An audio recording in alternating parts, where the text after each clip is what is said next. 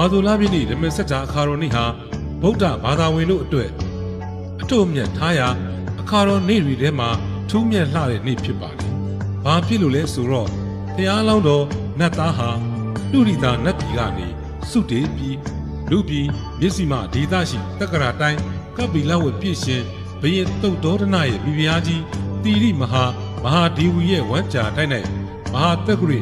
69ခုဝါဆိုလပြည့်ဇာတာပတိနေ့ညတန်းကောင်ရန်အချိန်မှစပြီးပရိသေတွေနေတော်မူတဲ့အပြင်ဘုရားလောင်းတော်တိဋ္ဌထမင်းသားဟာတက်တော်29နှစ်အရောက်သူ့ကိုသူနာသူသည်ယဟန်ဆိုတဲ့နမိတ်ကြီးလေးပါးကိုတွေ့မြင်ပြီးတန်ဝေကရကတော်ထွက်တော်မူတာဟာလဲမဟာတက္ကရာ69ခုနှစ်ဝါဆိုလပြည့်နေ့မှာပဲဖြစ်ပါတယ်။အဲ့ဒါအပြင်လောကသုံးပါးရဲ့အထွတ်ထိပ်ဗတ်ပြည်ညုတဗုဒ္ဓအဖြစ်ရောက်တော်မူပြီးတဲ့နောက်ဘုရားပွင့်တော်မူရာဘောဓိပင်မထတော်မူလျက်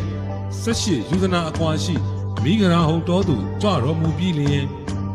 ပြင်ဆောက်မှုကြီး9ဦးကိုအမှုထားလျက်စัจ java လာတိုက်တောင်းမှစုဝေးရောက်ရှိလာတဲ့နတ်မြမာတို့ကိုတရားဥဓမ္မစัจ जाတရားတော်ဟောကြားတော်မူခဲ့တာဟာလဲမဟာတက္ကရာ103ခုနှစ်ဝါဆိုလပြည့်စနေနေ့ညဦးအခါမှာပဲဖြစ်ပါတယ်။အဲ့ဒါလည်းမကတာဝိထိပြီးတရက်ဖြူပင်ရင်မှာတိတ်တိတို့ရဲ့ရန်ကိုအောင်မြင်လျက်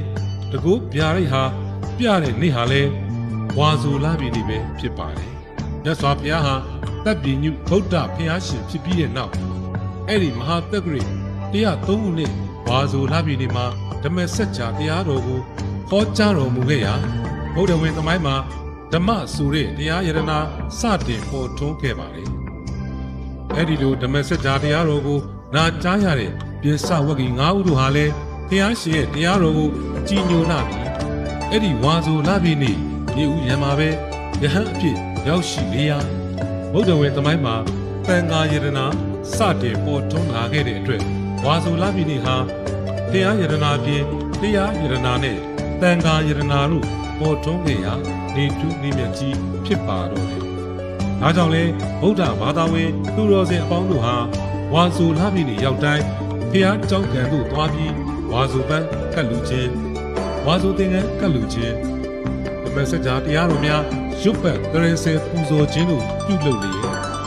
ဝါဆိုလပြည့်ဓမ္မစัจ जाအခါတော်နေ့မှာကောင်းမှုကုသိုလ်တို့ပြုလုပ်လေ့ရှိကြပါလေ။အဲ့ဒါအပြင်ထူးခြားတာကဘုရားရှင်ရဲ့ပြည့်ညတ်ချက်အရာယဟန်သံဃာတော်တို့ဟာဝါဆိုလပြည့်နေ့ကစပြီးသတင်းကြိုလပြည့်နေ့အထိဝါရင်း3လပတ်လုံး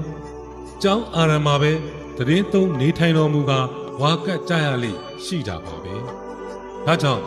အထက်ပါအချက်တွေရဝါဆိုလပြည့်နေ့ဖြစ်တဲ့ဓမ္မစัจ जाအခါတော်နေ့ဟာဗုဒ္ဓဘာသာဝင်တို့အတွက်အထွတ်မြတ်ထားရာထူးမြတ်လှတဲ့အခါတော်နေ့ပဲဖြစ်ပါတယ်